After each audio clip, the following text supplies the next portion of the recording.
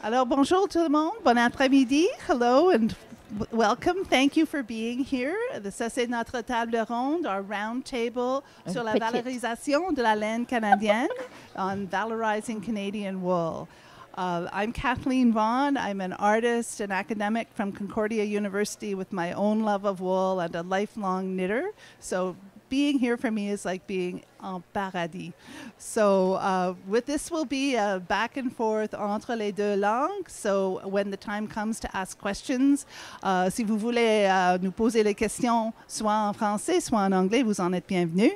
So I will briefly introduce my two panelists here, and I'll allow them to introduce themselves a bit further, and we will have a series of questions that we'll work through while also free-floating the conversation and hopefully having some time to hear from you about your concerns as well.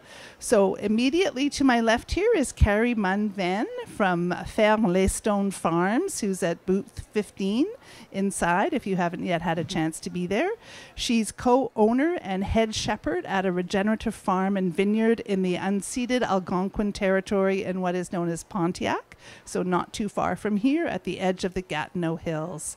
So she and her husband, accompanied by their sons, daughter, and as he is called online, City Dog, established a farm in 2020 with a focus on nurture of humans, land, animals, and other creatures. And she'll tell us a lot more about the other creatures and the wool that she has. She was also featured on Rural Woman podcast in December 2021, and I recommend that to you as a great listen. You can find that online. And then to her left is Marie-Ève Faust, who is professeure at l'École supérieure de mode, stratégie, responsabilité sociale et environnementale at UQAM, and also director of Fibreshed Québec. And you can see a little bit about Fibreshed from the wonderful banners here. Elle est titulaire d'un doctorat philosophie, PhD, et d'une maîtrise en sciences appliquées, MSCA, tous deux en génie industriel de l'École polytechnique de Montréal, Université de Montréal. Elle détient un baccalauréat en gestion et design de la mode, un bac aux arts de l'École supérieure de mode de Montréal, and other degrees and distinctions aussi. Alors, elle a enseigné pendant une décennie à Hong Kong et puis aux États-Unis. Elle est revenue, on est très chanceux, elle est revenue ici au Québec avec nous autres. Et une partie de ses recherches porte sur le développement durable dans le milieu de la mode. So she's very interested in sustainability in fashion and design. So one of the things I really appreciated about Marie-Ève, as you will see on the Fibreshed Quebec website, is one of the quotations is, knowing how to have fun is also at the heart of our scientific approach. And I think those of us who love fibers also love that fun. So welcome. Merci d'être ici avec nous autres. Is there anything you'd like to add right away? Moi, j'avais juste une petite chose. Je voulais dire, premièrement, bonjour, bienvenue, merci d'être venu. So I'm a knitter. I've been knitting for about 20 years. And I had a 25-year public policy career, the last 15 of which was in climate justice. And then, as was said, in 2020, we started a sheep farm that for me is a sheep farm. It's still small. We have about 18 Old English Southdown baby dolls. Lots of pictures of them are in our booth, number 15 in the main hall. And I'm super excited to be here. I'm a really new producer, so I'm more of a knitter than a sheep farmer, though they're putting me through my paces, so I've got that good too. But thanks for being here. OK, merci. Et moi, je devrais peut-être ajouter merci beaucoup à tous vous d'être ici. Je suis un peu gênée. Mais je voulais juste mentionner que je suis avec mon collègue Richard Fontaine, qui est professeur de comptabilité, mais qui travaille aussi dans l'équipe de Fibreshed.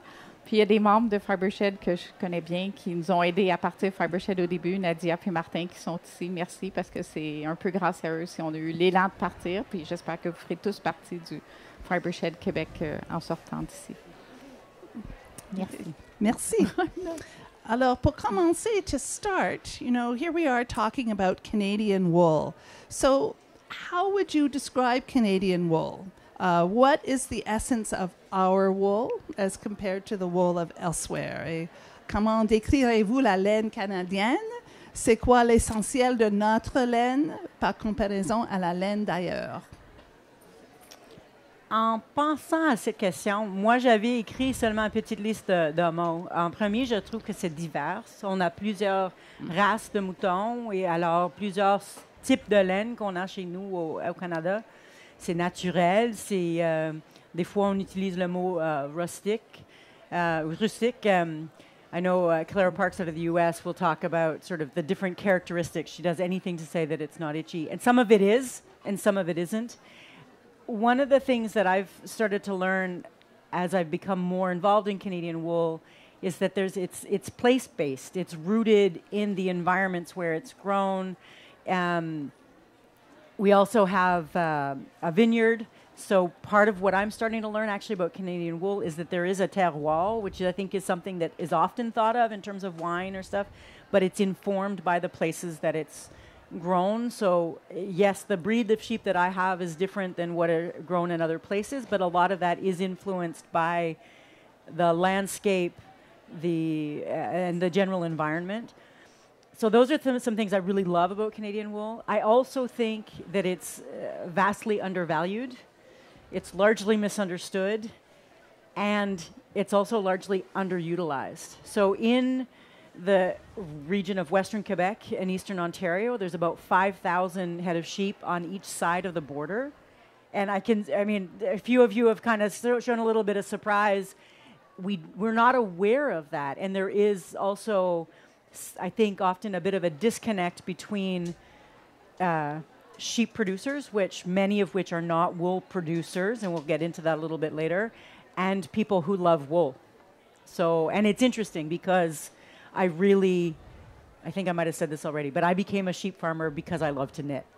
That was sort of my pathway in. So so those are some of the things that I would use to describe Thank you, Karri. Marie-Ève, Canadian wool. Je vais parler en français de mon côté, mais on n'a pas vu nos notes. Je pourrais vous dire que mes notes allaient peut-être dans le sens inverse, en commençant parce que je disais, je pense que la première chose, c'est que nos laines sont méconnues. On a eu longtemps un oui-dire qui disait « Ah, nos laines canadiennes, c'est pas bon, ça pique, c'est la laine du pays, c'est ci, c'est ça ».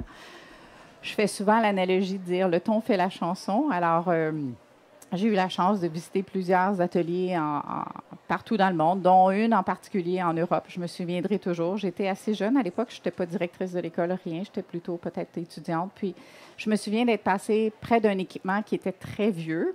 Puis, on était, pour ne pas dire la place aux ateliers d'Oignon. Puis, quand je suis passée près, je me souviens, j'avais 20 et quelques, là, puis on m'avait tout de suite dit « 11 pouces, attention, c'est une antiquité, hein, vous la brisez, puis on n'en a plus. Hein? » Puis là, j'étais comme « Oh my God, qu'est-ce qui arrive? » Tu sais, comme je n'ai pas touché, je vous jure, je n'ai pas touché. Puis, quelques années plus tard, pas tant que ça, plus tard, je suis sur Chabanel, dans une place que je nommerai pas non plus, mais que je connais très bien. Puis j'ai dit « Oh my God, mais ça, c'est la même machine. » On n'avait pas de cellulaire à l'époque, prendre des photos, tout ça. Fait que finalement, on avait la même machine à Montréal. Tout ça pour vous dire qu'il m'a dit, je ne dirais pas exactement ce qu'il m'a dit, mais en tout cas, bref, elle est, entre guillemets, toujours pétée, puis c'est difficile à faire arranger. Fait que je me disais, à partir de ce jour-là, j'ai toujours pensé, le ton fait la chanson. Si on était plus fiers de ce qu'on a, au même titre qui a été mentionné, on ne mélange pas les cépages de vin, comme ils disent toujours, du vin blanc, du vin rouge, les raisins, on ne les mélange pas. Ici, je pense qu'au Québec, on a eu beaucoup de choses qui ont été améliorées depuis les dernières années. Juste à vous voir aujourd'hui, je suis persuadée que vous en connaissez peut-être même plus que moi sur toutes les laines qu'on a ici. Mais je pense que les laines du Canada, bref, pour répondre à votre question, Kathleen, sont méconnues. On ne sait pas trop c'est quoi la valeur, puis on ne sait pas vraiment à quel usage en faire bon escient. Fait que dans notre projet de recherche, entre autres avec Fibreshed, parce que c'est aussi un volet universitaire recherche, c'est de valoriser nos laines et de savoir les utiliser à bon escient pour les meilleures conditions, dans les meilleures conditions de ce qu'on peut apporter.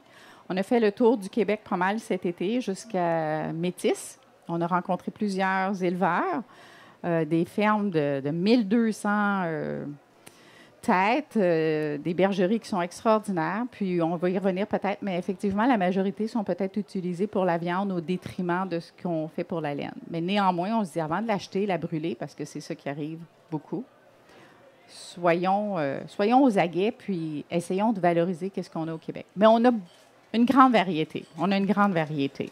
Du Romanov, du Rambouillet, du Dorset, du F1, etc. On en a une grande variété.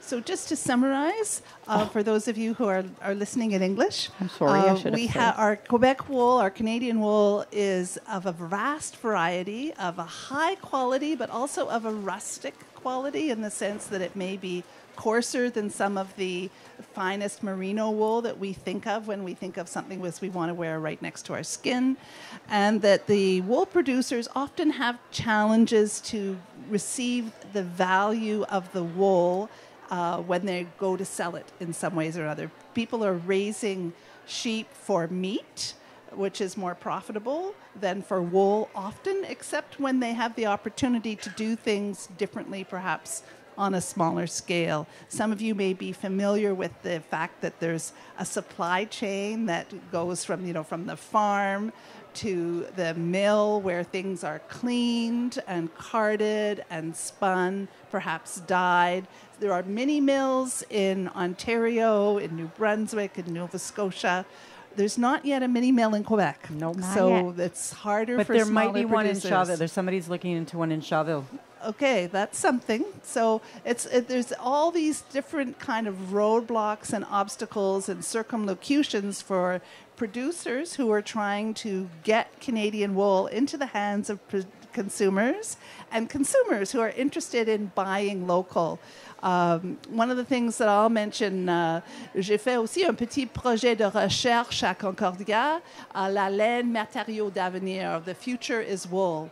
Alors, l'année passée, quand j'étais ici avec des collègues, nous avons fait un sondage auprès du monde qui voulait nous répondre. So we had a survey of that we asked people here and also through little yarn stores, local yarn stores in the Montreal area, to tell us about their wool buying habits and their interests in working with yarn. We had about 200 people reply, wonderfully thoughtful responses that I've just had the pleasure of finishing reading and calculating. And many people are concerned, as you would imagine, to buy local or to buy things that are more of the terroir, more produced in our own environment in one way or another, for all kinds of reasons, both to support the local producers, to reduce the greenhouse gases of transport from distant places, and also to celebrate something that is sort of within their own community. As you know yourselves, many textile workers are community-oriented. We sometimes work, late at night with Netflix with only the poodle beside us on the bed. But we also like to work in community with people beside us telling us their stories about making. Alors ça, c'est un peu la démarche, mais un peu élaborée. Alors peut-être pour continuer, quels sont les défis les plus significatifs pour les producteurs de laine? What are the most significant challenges that wool producers are facing, and how might you tackle these? It was interesting. Just as you were leading into the question, I was thinking, I'll let you go first. And then I remembered that this was the producer question. I could answer. It's been a long couple of days. Yeah, you probably, Do you want to go first? No, but what I could just say is at this point, for what I understood during our trip, visiting so many, toutes les bergeries, je vais continuer en français, on va faire notre échange. Puis mon collègue va en parler tantôt, mais c'est toute une question de valeur, parce que dès la première étape, quand on parle de la tonte, il faut quand même les tondre, les moutons. Peut-être que plusieurs, vous le savez, c'est quand même rendu quasiment une denrée rare de trouver des personnes qui font la tonte. Alors, on a peut-être 2700 en Australie, Nouvelle-Zélande, tondeurs, 500 aux États-Unis. Au Québec, on n'en a pas 10. Puis tout le monde doit faire tondre les moutons aussi, fait que souvent, ils vont acheter des équipements. Fait que ça commence tantôt, Kathleen parlait de toute la chaîne. Il faut commencer par la tonte. Puis la tonte, il faut que ça se fasse rapidement. Puis les éleveurs, moi, tous ceux que j'ai visités, est-ce que vous triez vos toisons? for God's sake, ils n'ont pas le temps, puis c'est comme... Puis ça coûte 4 $ faire tondre, puis c'est juste un added value, puis c'est toutes ces problématiques-là que nous, on ne le voit pas vraiment dans le fil. Ce sont tous des trucs qu'il faut penser pour les gens qui ont les breeds. Alors cet été, ce que je me suis fait dire souvent, puis c'est beaucoup là-dessus qu'on va travailler, c'est Marie-Ève, si tu étais capable de nous trouver quelqu'un qui vient faire la tonte, qui est capable de ramasser même les toisons, parce que là, avec la pandémie, il y a eu tout le mouvement qui s'est fait comme... Tu sais quoi? On peut juste l'acheter parce que là, il n'y a plus personne qui vient la chercher. Fait qu'on la jette, on l'envoie dans un site d'enfouissement, on la brûle. Ça me fait de la peine de dire ça, mais c'est vraiment ça qui est arrivé maintenant.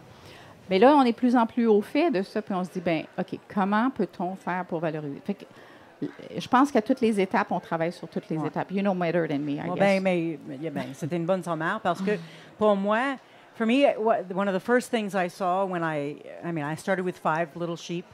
But having had them shorn, it was like, okay, now where do I go? And because local economy and minimal transportation is something that's important to me and to our family, I started with the mills that I knew. Now, I happen to be from small town southern Ontario, and that's where my first flock came from. And there's a mill there, Wellington Fibers. So I called them first because it would be just a nice part of the story. As soon as I said baby doll, they were like, nope. Because the Southdown baby doll has a short staple length. It's about 2.5 to 3 inches. It's super soft, but it's not every bend. You have to be. They're short. Well, they're short, but it's not. But it's also not every mill that can deal with that. So I called a few other mills in Southern Ontario. I'm a New Quebecer, so it was I started with places that I knew, and my circle kept getting larger and larger. I couldn't find anything in Quebec anywhere. A good friend of mine is now looking at installing a Bedford mini mill in Shawville, but that's a long process. I'll probably have a few shearings between now and if that happens. And then I got to a point where I was either going to go far east or further west. And I was familiar with the work of Anna Hunter at Longway Homestead. She raises Shetland sheep, and her response when she ran into infrastructure issues when she started her flock 7 years ago was to install a mill. So I called her. We talked about the fleeces that I had, and she was able to process them for me, which meant that I did the skirting, the cleaning out all the nasty bits, packed them up, mailed them to Manitoba. She does her thing and sends them back. But there is a real lack of infrastructure. The fact that I had to, call half a dozen places and then skip a couple of provinces to get to processing. And then once you find a mill, there can be really long wait times. Like if you get your batch back within 6 months, which I happened to do this year because I said I need it back before twist, and she was really accommodating.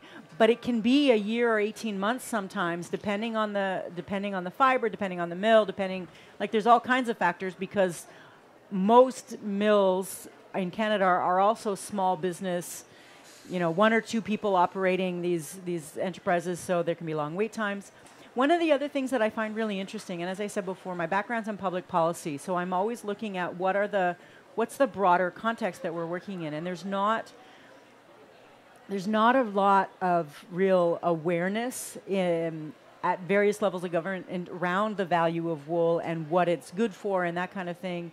There's also, I don't think, very good awareness within the agricultural sector, even within and among sheep farmers, because their focus is so much on meat. They see it as this sort of this necessary task and expense to have the sheep shorn because it's necessary for the well-being of the sheep, but there's not a real interest. And even, I'm going to be a little bit potentially controversial, but even the Canadian Cooperative Wool Growers do not do a very good job of valuing the product that we have in Canada.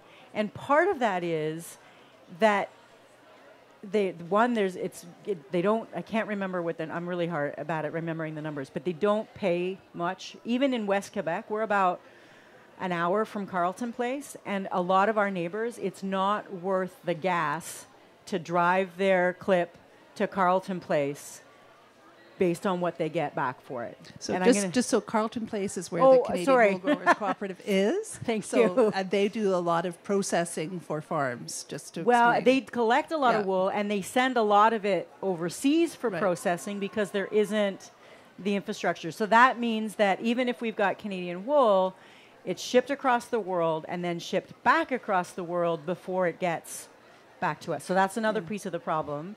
Another part of it, I feel like I'm getting into, I feel like this is maybe what this is about, but we're also, there's an oversaturation of the Canadian crafting market, at least, that is less expensive, imported yarn and other crafting materials. And I think it's really important from a social justice accessibility point that there be materials that people can work with that aren't expensive luxury yarns. But there's the balance that I think that we needs to be struck there. And that also speaks to just broader issues of globalization that we don't need to get into. But there's an undervaluing of wool overall that means that people, it's just not worth it to do the skirting, the processing, and to find those connections, or even to explore what different fleeces are good for, because there is a real range in terms of what can happen. I wonder, would this be a good moment to talk about what we're doing with some of the waste wool, or would you want to come back to that? Why not? Yeah. So one of the things that Marie-Ève said is that there's a lot of farms that will just throw it away. There's a lot of farms that try to burn it, which is interesting because one of the uses that I think should also be explored in Canada in terms of industrial uses around insulation, because wool is actually naturally fire retardant. But one of the things that we do, even before we had our own sheep, I remember I was out working in the field one day, and I noticed that there was this flock. Like my neighbor had sheep, and I was like, I'm such a sheep and wool nerd that that was hugely exciting to me. But I learned that because they raise for meat, they pack up their fleeces, and every week with their garbage, put out some of their fleece. And my knitting heart just, like, I couldn't believe it. Anyway, so I wish this was my idea from the very beginning, but smarter people came before me and have developed a process where you can take wool and pelletize it so it becomes a garden amendment. So, I mean, it's going to be hard to see in the back. So this is 100% wool with a little bit of manure, a little bit of vegetable matter, and we just started our production about a week and a half ago. My teenagers are really upset with me because they've been making pellets all the time so I could bring them to twist. But it holds 20 times its weight in water. It's a natural nitrogen slow-release fertilizer. It holds carbon in the soil. It brings it keeps biomass in a region where it's produced by what the sheep eat, and then it kind of goes back into the ground. It's wonderfully helpful for plants, aids with aeration, all kinds of stuff. I can't remember which ones I skipped. But so this is something that we're doing. And part of it, though, too, is we're saying to farmers, would it help if we came and just got rid of that for you? My hope, which is less good perhaps from a business perspective, but I want to get to a point where we're paying farmers for their waste wool that they otherwise are throwing out more than what they would get to send to the cooperative. That more so they can start to see the value of wool, which I think will also then perhaps it has the potential at least to look at other ways that wool can be used, so it's not just treated as a waste product. But in the meantime, we want to turn it into something that can enrich the soil, is climate beneficial, and means that we've got a whole lot less wool in landfill. Great. I think that points to something that's you all probably have some inkling of, if not a great inkling of, is that there's the wool that comes to the consumer who's the knitter or the weaver, or there's the fleece that comes, the roving that comes to people who want to felt or spin themselves. But there's all kinds of wool that is not suitable for that market, or that's not suitable for the high-level fashion market for woven cloth. And so, this is what my friend Kelly Thompson, who knows all about wool in New Zealand, calls strong wool. In Canada, we have a lot of what's called strong wool, and I love that because you just think strong wool. I love that too. Or I do. Anyway, so that can be used in carpets. It can be used in insulation because of the fire retardant and insulation capacities, the antibacterial capacities. There's a potential for it to be used in medical materials, in terms of batting to help people avoid getting bed sores, even in terms of some kind of bandaging because of its antibacterial possibilities. So there's all sorts of options that way as well as fertilizer. You know, I've done some wool research in Iceland, which is another wool country like us that has very rough wool. You know, if you know the Icelandic wool, you know it's got a nice prickle to it that you can really enjoy. And so they have too the problems of what do we do with the waste wool? How do we manufacture things on an artisanal scale and value the wool? How do we produce things on a more commercial level, since they have a commercial level mills as well? And so they too are moving to fertilizer, even in their context where they don't have the longest growing season. They still have the need to put minerals and strength back into their soil, especially with the slow growing season.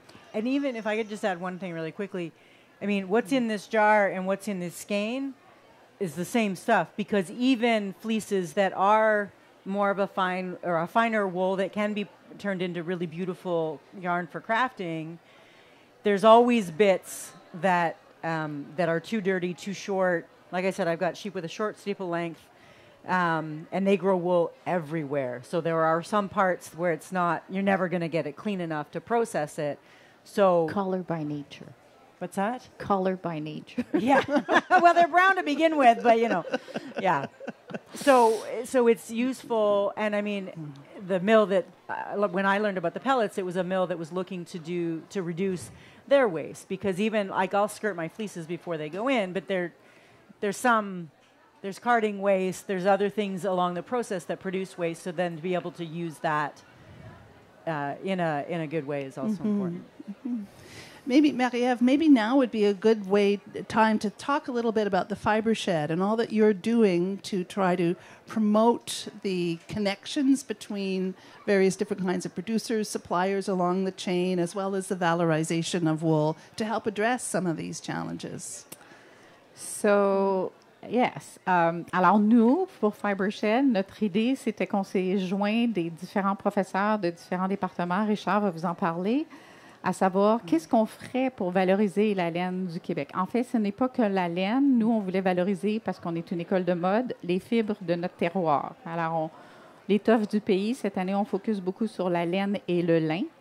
Puis là, on est parti dans toutes sortes de directions. Alors, c'est sûr que moi, personnellement, mon biggest concern avec Fibreshed, oui, on s'était dit, on va avoir du plaisir, parce que ça, c'est vrai, c'est notre dernière ligne, mais on est des professeurs, fait qu'on est tout le temps comme dans nos choses académiques. Mais une des premières constatations pour mon côté, c'était tout ce que je vous ai dit. On n'a pas de la bonne laine, etc. Puis là, on veut du mérino, on veut du 18 microns. Puis là, c'est quoi nos microns, nous autres? On ne le sait pas. Bien, on ne le sait pas. C'est comment on analyse. Ça prend une machine. C'est où la machine? On n'a pas la machine. On n'a pas la machine, mais on va faire venir la machine. C'est comme si on ne sait pas c'est quoi nos microns. Arrêtez de me dire que c'est pas de la bonne laine ou c'est de la grosse laine ou... on envoie tester ça en Angleterre, overseas, and everything. I'm like, really? OK, we'll buy the machine. Fait que là, la première étape, c'est qu'on est en train de faire des démarches auprès du gouvernement, parce que là, le gouvernement, tantôt, comme vous avez mentionné, ils savent plus ou moins. Fait que là, le gouvernement dit, on n'a pas la machine. Ça coûte combien, la machine? 40 000. Bien, voyons, on va-tu se priver le Canada pour 40 000? T'sais, mais c'est toutes ces choses-là qu'il faut mettre ensemble. Alors, on est en train, de ma partie à moi, c'est d'être capable de dire, OK, qu'est-ce qu'on a? Tantôt, Kathleen demandait, qu'est-ce qu'on a comme fibre au Québec ou au Canada? C'est ça qu'on est en train de faire une grande démarche, à savoir arrêter de faire à tâtons, là, parce vous êtes meilleure tricoteuse que moi, je suis certaine, là, puis dire, ça, c'est un fingering, ça, c'est... On va avoir vraiment la vraie identité. Parallèlement à ça, je vais laisser Richard peut-être en parler aussi sur Fibreshed, parce que on est toute une équipe. Alors, l'équipe, c'est en grande partie un observatoire à l'université, mais en partant d'ici, on a besoin de tous vous pour nous aider aussi comment guider nos recherches, parce que c'est ça qui fait nos recherches à nous. Alors, moi, je fais une partie qui est très micro, si on veut. Micro, j'allais avec mes microns, mais qui est vraiment focusée sur la laine comme telle. Ça, c'est mon biggest concern.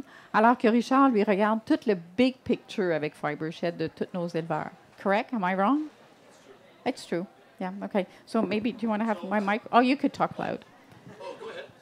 No, I was going to give you my microphone, but you could... So, name Richard Fontaine, but I'm from Alberta, so I'll go in English.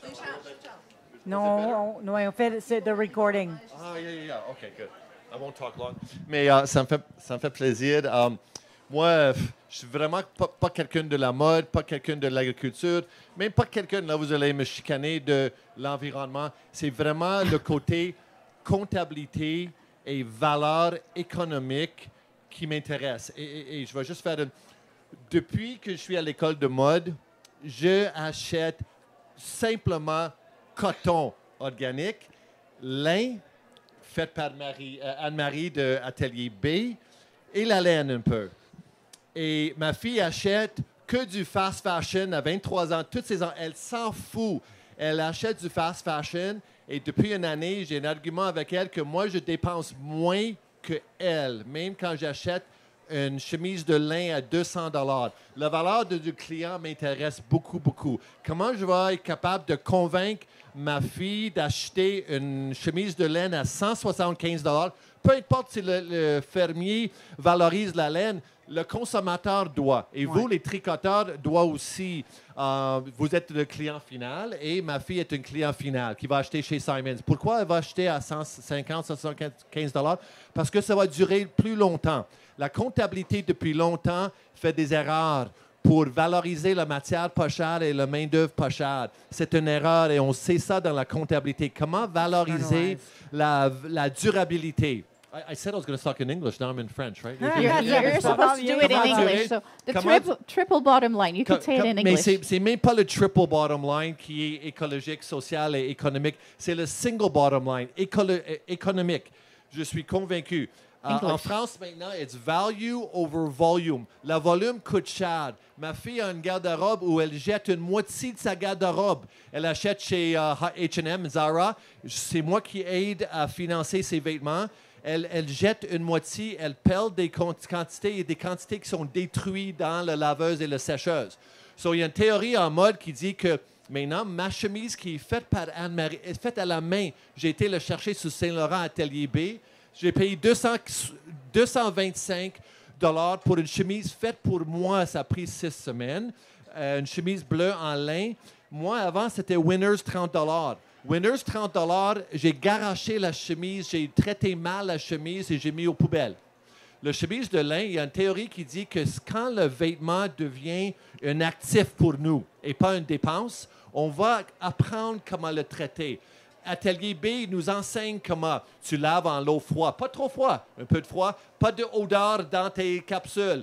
Moi, je suis un homme nul dans le lavage. Et après ça, Richard, dès que c'est lavé, tu l'amènes tout de suite. Tu ne laisses pas dans la laveuse. Je ne savais pas. Et tu le peins. Tu ne mets pas jamais ça dans le sécheuse. J'ai appris ça. C'est incroyable. Et c'est un color qui va durer dans d'autres styles. Ça va durer longtemps. Ça va être moins cher. Économiquement, c'est moins cher. Donc, pour la laine au Québec, donc je suis sur le projet de laine. In English. So for me, it's I'm interviewing farmers right along the supply chain, right to you. The knitters here become the end consumer too. I realize, going to Alberta and going to Vancouver, there's a knitting industry that's huge. I'm learning to knit. I'm taking a knitting class. I'm nul, but I'm learning. I was on the plane with the knitting, and people were laughing at me. I'm learning how to knit because I want to understand the industry. But the knitting industry is the end client. We got to. It's not just artisanal. It's a huge growing industry. 20-year-olds are knitting. Boys are knitting. Doctors are giving that as an antidepressant instead of taking taking pills for anxiety. And so it's stopping there. But the knitter here has to value Canadian Quebec wool and natural dyes. Natural dyes that are running. Natural is not just apparently expensive, but apparently we use natural dyes. It runs. It's not that great yet in Canada. But you have to value that as knitters. And my daughter has to value the end product as well, so Simons will produce it and stuff. That's the way the farmer's going to value it. So I'm really interested. I'm going to work with Kathleen on the consumer side. But so I'm going to go, we're interviewing everybody right now from the supply chain. You're going to be an interview. You're all going to be interviews if you want. yourself as well. So we went from farmer right to the consumer to value, whether it's wool or linen or so forth. But so the key concept right now is value over volume. Volume costs money. And then the environment and the social and shipping stuff out to Bangladesh and having it cheap. We got to start. If we can convince my daughter, unfortunately, I've done a bad parenting job. She doesn't care about the environment, but she cares about her pocketbook. So if we can get the finance to justify, then the triple bottom line will kick in.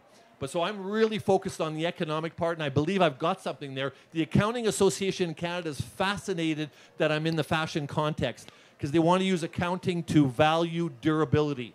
That will then work for electric cars and other areas. So thanks for accepting me into your world. But this is organic cotton from Simons, and this is organic cotton pants from Simons, and the rest of the stuff is going to be Atelier Bay.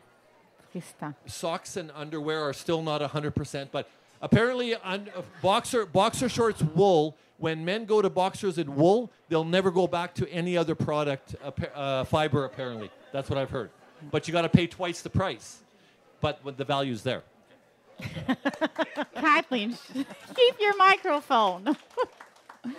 Okay, so at the end of the day, Fibreshed, I just want to complete, we all have our field of expertise, and it's true. L'Ordre canadien des comptables agréés subventionne des finances Richard parce qu'il parle de sa fille, mais en fait, c'est un modèle qu'on veut montrer. C'est un modèle d'un persona prototype exact. Et puis, Richard le voit avec tous nos étudiants. Fait qu'on a chacun notre field of expertise. Puis, au travers de tout ça, Fibreshed, on vous invite tous à faire partie. Nous aurons le 5 décembre, I have to say it. Le 5 décembre, on lance le premier bal de laine au Québec. Fait que ça va être un bal au musée McCord pour justement que les gens puissent échanger puis connaître qui sont les acteurs. Alors, il y aura une place limitée pour cette année. C'est notre première. Mais c'est justement pour valoriser nos laines d'ici. So, c'est ça, Fibreshed. Mais peut-être mentionner le bal en anglais pour ceux qui écoutent en anglais. Yarn ball? Yarn ball, a wool ball. Yes. So it's a ball. We call it ball, like in French, or bal, like B-A-L, not a ball, but a ball. Where you dance. Yeah. Where you dance, yeah. Alors voilà. Okay. Could I mention the Canadian Wool Collective? Yeah. So it's interesting, and I'm so grateful to be able to connect with Marie-Ève and Richard, and because the Fibreshed piece is really important. Like I said, the place is really important. I'm also part of a relatively new initiative. I mentioned Anna Hunter in Manitoba before. Just, I think as of Wednesday or Thursday this week, we've incorporated the Canadian Wool Collective, alors la collective pour la laine canadienne. Et si vous êtes de complémentaire au Fibreshed qui en a dans toutes les parties du Canada, et aussi the Canadian Campaign for Wool, because it's mostly everybody that's involved, they're crafters. Some of us are producers, there's a lot of hand dyers, but it's really around, we've got similar missions in terms of promoting wool as a valuable commodity, advocating with the various levels of government around increased infrastructure for growing, processing, and marketing Canadian wool, and also strengthening those connections. And this is where I think, because one of the pieces that I didn't mention earlier is part of the way that we get to address some of the challenges that we talked about earlier is through collaboration. And so for us, as farmers, it's collaborations with other producers. And as sort of yarn advocates, it's collaborating with other individuals within that space and also other organizations. And so this is something kind of like a watch this space, the Canadian Wool Collective. Some of you may have heard about the Canadian Wool Coffee House that happens. It's a Zoom meeting once a month online. And this has kind of grown out of that initiative. Another important project that we're still figuring out sort of how it works is around a certification of Canadian wool. But it's really, at its core, it's really fundamental because it's about just traceability. To say, so when you come somewhere like Twist, you pick up a skein of yarn, you've got a ball band, and there'll be a logo that signals that this was grown and processed in Canada, as just as a shorthand to let people know. Because again, so much of moving forward is around awareness and also making it easier for people to find what they're looking for. So that's an important piece. So then if people are interested in joining the collective, is it open to consumers? 100%. Okay, and so how do they find you and how do they... So I've got information, because we're so new, I don't have sort of contact, like we just started, but I'm happy to share my contact information and then share the invitation. There will be, I can't remember when the next coffee house is. I think it's the beginning of September. And that's open to everybody who loves wool. Great. And then you can find Karri at booth 15, or I'm sure she'll stay around a little bit to give you her contact information if you would like that. You can find the Fibreshed website online, and you can sign up to be members to receive their newsletter online, should you wish to do so as well, just to make sure that the information keeps flowing if you want it. Is the hashtag on it? So we've already started to speak a little bit about the future that includes more connections between parts of the industry, more education, either sensibilisation, a kind of awareness raising of consumers, but also an understanding that those who love to work with yarn might seek out that little logo that identifies, grown and produced in Canada on the yarn. What else would you like to propose? Que voulez-vous nous proposer pour l'avenir de la laine canadienne? Can I start? Okay, so because we had the question in advance, I was going to ask you, what is your goal? Qu'est-ce que vous aimeriez pour qu'on valorise nos laines canadiennes? Est-ce qu'il y a des choses? Parce que je me disais, le public ici est vraiment très knowledgeable about yarn, puis on entend des choses, puis je me disais, nous, à Fibreshed, ce qu'on aimerait, c'est ce qui nourrit nos recherches aussi. C'est quoi les goulots d'étranglement ou c'est quoi que vous aimeriez? On se revoit dans 5 ans, puis vous dites, hey, Sharp, on l'a. On a quoi? On a quoi? C'est des produits, c'est des yarns, c'est... Oui. Moi, j'aimerais ça qu'on puisse savoir que la laine vient d'ici. La traçabilité. Oui, parce que quand j'étais en Australie, je cherchais la laine australienne, puis elle était toute envoyée en Chine, puis elle était toute, puis j'ai même demandé à un Australien, il m'a dit ça se peut pas. J'ai vu avec mon magasin, on n'a pas trouvé dans les grandes surfaces, on n'a aucune laine qui était traitée, puis tout le processus en Australie. Donc, dans les petits bouts, peut-être, mais je trouve qu'à la base, de le savoir, parce que c'est vraiment bien identifié, ce serait intéressant. On va prendre votre photo puis votre nom. Je vais l'envoyer à monsieur Simons parce que Richard Simons, l'autre fois, il me dit moi, Marie-Ève, tu me trouves de la laine qui est vraiment ou des produits qui sont traçabilité 100% fait ici. Puis on ne parle pas nécessairement Québec. Nous, Fibreshed Québec, c'est parce que l'organisme nous oblige à être ceinturé Québec. Mais OK, c'est intéressant. Ça revient à la question de Kathleen qui dit OK, mais qu'est-ce qu'on pense pour la laine? Marie-Ève Faust, personnellement, dans notre groupe, moi, je me suis dit, bien, si on ne sait pas c'est quoi la qualité de ce qu'on a, on ne peut pas l'améliorer. Fait que nous, les ingénieurs, on aime ça savoir mesurer, qualifier, calibrer. Tout. Alors, la première étape pour nous, c'est justement de l'identifier et de savoir qu'est-ce qu'on a. Après, on ira dans est-ce qu'ils doivent aller plus en pâturage, est-ce qu'ils doivent avoir une alimentation qui est différente. Puis, on a vu au travers des études que le mérino qui est en Espagne et le mérino qui est en Australie ne produisent pas nécessairement la même fibre en bout de ligne. Fait que moi, j'ai beaucoup d'espoir. So, to answer your question, puis merci à nos 2 personnes qui ont osé sauter dans la discussion. J'ai beaucoup d'espoir pour... je suis... ne serait-ce qu'enthousiasmée de voir tous les gens qui collaborent et tous les gens qui sont intéressés et les gens qui veulent avoir quelque chose de beau. On ne veut pas nécessairement, on ne veut pas que ça soit comme washy-washa. On veut quelque chose de beau. Puis je pense qu'on va se distinguer bientôt. Puis j'ai hâte qu'on soit capable de trouver c'est quoi notre ADN, je dis toujours notre ADN au Québec ou au Canada, qui fasse que quand les gens débarquent à l'aéroport et ils arrivent ici, c'est comme, il faut que je trouve tel item. Il faut que je parte avec telle chose. Bien, ça, c'est vrai qu'on avait un peu mis de côté, ou pas mis de côté, mais on n'avait peut-être pas valorisé assez toutes les gens parce que vous êtes vraiment les boutiques, les premières personnes qui rencontraient le consommateur final. Ouais. Fait que là, on les joint beaucoup au Fibreshed. Et c'est incroyable, les gens, comment est-ce qu'ils veulent apprendre. Puis cette semaine, il y a quelqu'un qui m'a dit dans une boutique, ah, t'as vu Marie-Ève, ils veulent aller plus loin maintenant du superwash Merino parce que là, je suis comme contente. Je me dis, tout ça, ça se valorise grâce à des gens qui ont des boutiques de laine puis qui sont capables d'éduquer le consommateur qui vient. Et je pense que le consommateur ou la consommatrice ne demande rien de mieux que ça. Fait que c'est pour ça que moi, à la question, je me dis bientôt, là, en tout cas, j'espère que dans 5 ans, on va se voir, là, puis ça va être we're number one. Ouais. Puis on value tout. It goes back to awareness. I want to add one thing because my interviews, what's coming out back to awareness is the story. We need to tell the story. So Simons was saying, if we ever have wool here, a display, I want a little video next to us showing the sheep and showing all the steps. So there's awareness and appreciation. I'm taking my daughter, the one who buys at Zara and H&M, in 2 weeks to a farm. She goes, where are we going? Why are we going? And I'm the one that's useless as well too. But to build awareness, to appreciate, to see the value. That's how we're going to see value. There's a lot of theory that shows that once we know that story, we're going to be willing to buy something and keep it.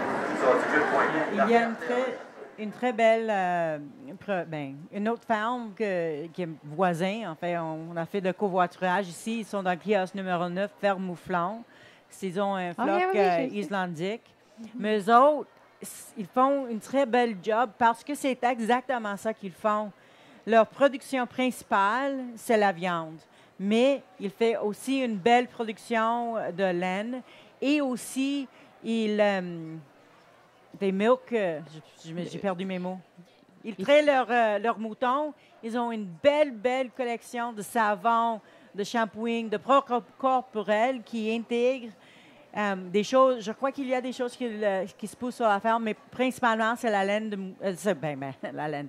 C'est le lait de mouton.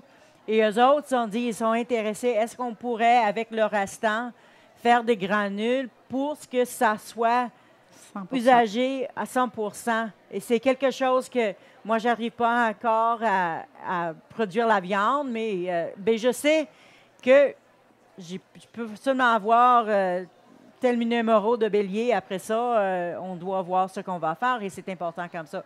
Fait que il y a des places qui font ça et je trouve que c'est important.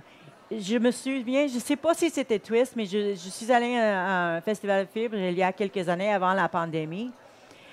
Et j'étais étonnant parce que, en fait, tout le monde avait à peu près, pas tout le monde, beaucoup de kiosques avaient à peu près la même chose parce que il y avait beaucoup de hand dyer, mais là, la base, c'était tout le superwash merino, le sock yarn avec le nylon, et ça c'est aussi, ça fait une petite partie du problème parce que c'est seulement ça qu'on connaît comme des tricoteuses.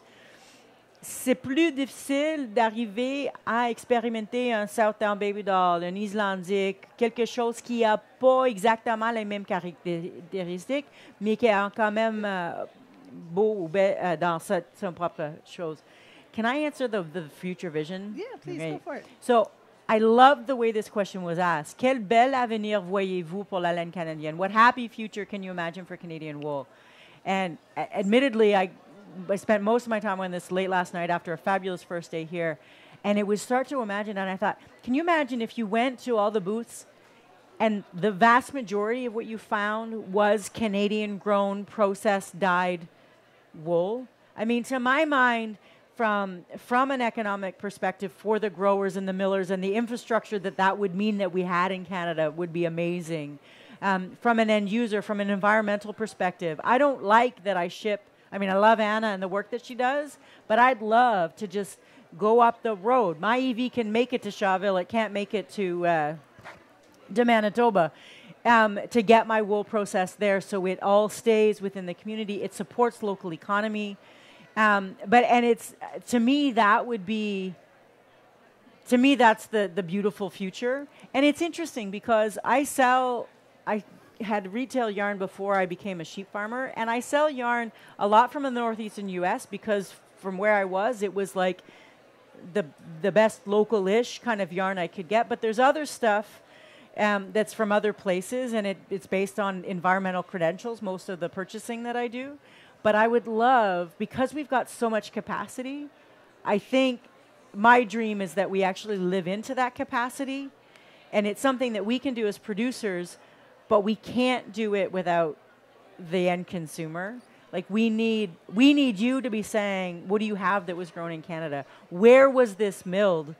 You know, did it, and it's not to be sort of hypercritical or anything like that, but just to approach it with curiosity and an interest in seeing something, because we do have a tremendous product. And then also looking at what can we use for bedding, for insulation, for all these other things, that not all wool is destined to be the fine knit sweater, but it's all valuable. And I think that we need to honor that. That's great. Thank you so much. Actually, I'd rather you didn't, if you don't mind. Simply because we only have a couple of minutes left, and I really wanted to invite any questions or anything that you here would like to raise with our experts, and maybe Richard can answer it too. Or if you have any, yes, please. You spoke about public policy earlier. What are the public policies we should have in Quebec or Canada to go forward? The first would be, and I had hoped I would have some postcards here that didn't arrive yet, but the first would be to actually acknowledge wool as a valuable commodity.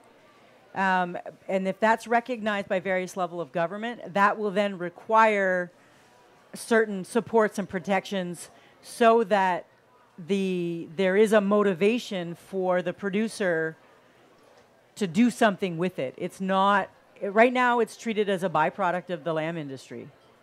And it's so interesting. I mean, because again, my first lens is as a crafter, right? So it's like, well, how?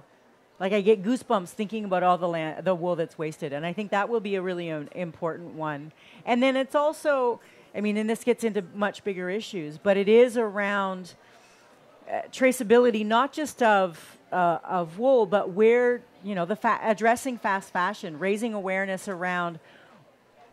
You know, the cheap yarn or the inexpensive clothing, it's not actually less expensive. It's just that somebody else is paying the price for that. Mm-hmm. It's the externalized costs that aren't captured in what we see in the stores, whether it's a yarn boutique or a Zara or wherever.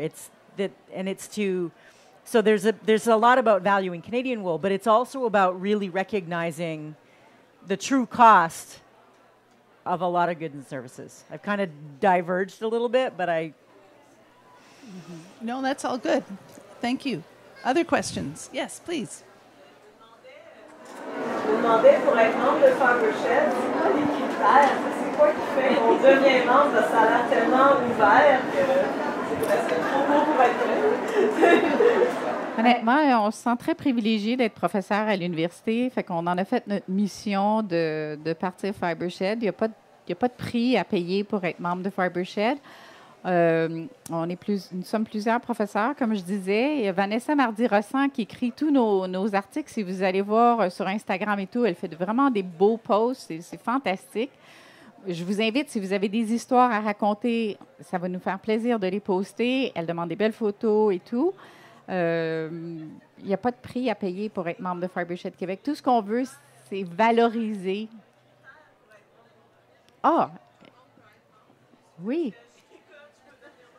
Oui, écrivez-nous. Parce que chacun d'entre vous avait quelque chose à apporter. Quand Karri dit il faut qu'on value tout ce qu'on fait ici, c'est ça notre ultime goal. Puis nous, au travers de ça, quand on voit toutes les demandes arriver, on se dit « Ah, ben il y a un sujet de recherche intéressant là-dessus. On va mettre l'accent sur cette phase-là. » C'est comme ça qu'on part. Puis...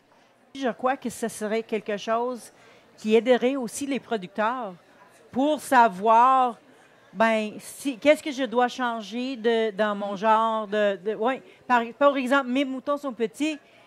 Si je les laisse sortir, ben en hiver, quand je les donne du foin, si je les laisse sortir de la grange avant de donner du foin, ça reste, ils courent tout ensemble, alors ça reste sur leur tête, alors ça mèche. Si je la mets en premier, puis je vous rapporte après, c'est pas qu'ils restent tout propres, mais ils sont plus propres que de l'autre manière. Alors, c'est des petites choses, c'est quelque chose de minuscule, mais ça fait la différence.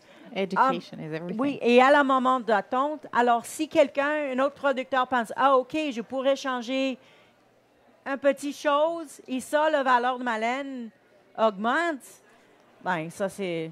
Ouais. Oui.